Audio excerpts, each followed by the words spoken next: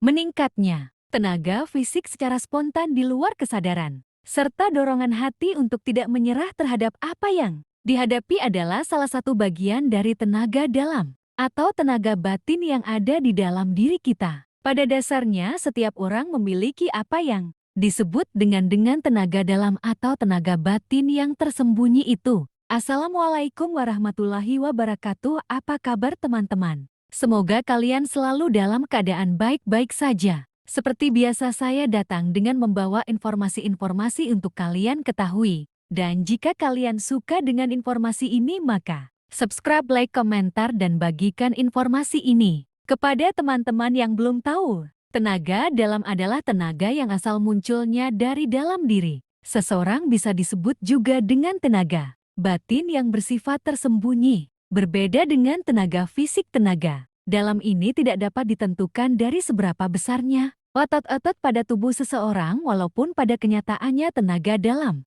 itu berfungsi untuk meningkatkan kekuatan fisik seseorang. Seperti para praktisi ahli bela diri tradisional, manapun juga banyak yang memanfaatkan tenaga dalam, maksudnya. Selain mereka mengandalkan kekuatan otot pada fisik, mereka juga menambahnya dengan kekuatan tenaga dalam untuk meningkatkan kekuatan fisik mereka. Pada dasarnya, setiap orang itu mempunyai apa yang disebut dengan tenaga dalam. Hanya saja kita tidak menyadarinya dan tidak tahu cara menggunakannya. Contohnya seperti ini awalnya. Kita adalah orang tidak pernah berlari kencang atau bahkan untuk berolahraga saja kita malas banget, tapi ketika dalam keadaan darurat, seperti saat kita dikejar-kejar penjahat atau kita yang mengejar penjahatnya, dan dengan tanpa sadar kita bisa berlari sangat cepat, bahkan bisa melompati tembok tinggi, berenang dengan cepat, mengangkat beban berat tanpa sadar. Tapi setelah situasi kembali normal dan aman, kita pun merasa terheran-heran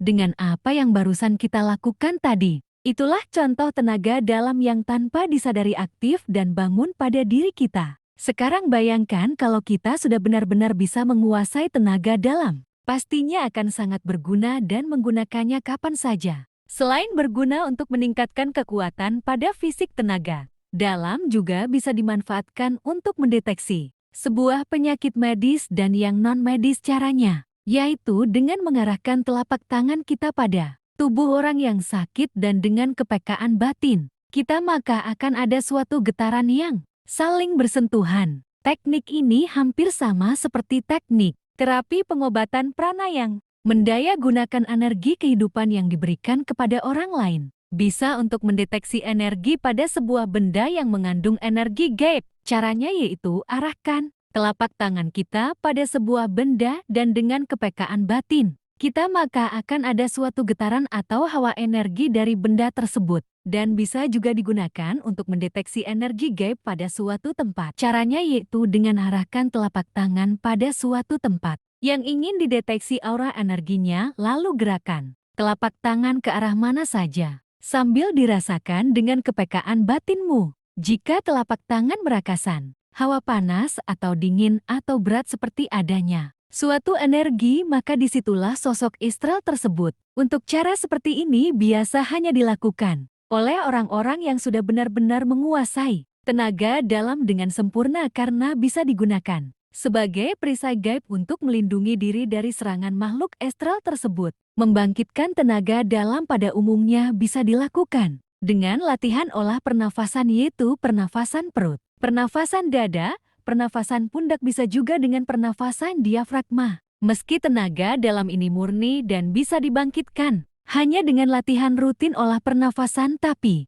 banyak orang yang menambahkan latihannya untuk membangkitkan tenaga dalam seperti latihan gerak jurus tertentu, berpuasa, wirid, dan bermeditasi lainnya untuk meningkatkan kekuatan tenaga dalamnya. Bukan hanya di bumi Nusantara saja, tenaga dalam juga sangat sudah dikenal. Pada 4000 tahun sebelum Masehi, pada orang-orang Mesir kuno dulu, dalam sebuah buku papirus Yadimesh, ontologia yang sudah disalin dalam bahasa Grik kuno menceritakan bila otot bahu digerakkan akan mengeluarkan tenaga aneh yang dapat merobohkan orang yang sedang marah. Pada saat itu orang-orang Mesir kuno mengenal tenaga dalam dengan sebutan kraftologi yang artinya belajar tenaga. Dari Mesir kraftologi berkembang ke Babylon, Yunani. Romawi dan Persia. Di Persia tenaga semacam ini dinamakan Dat.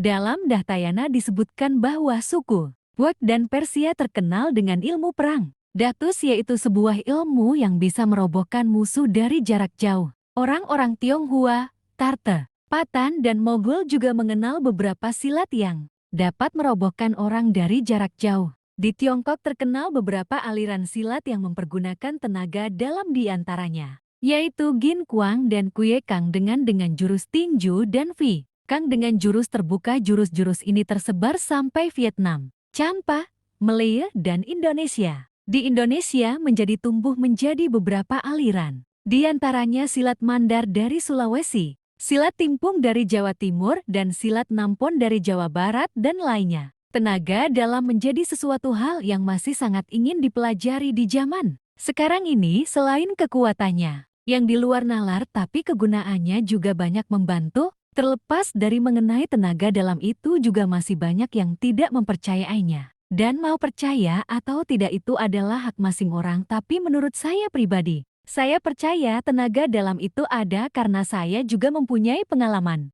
mengenai tenaga dalam ini.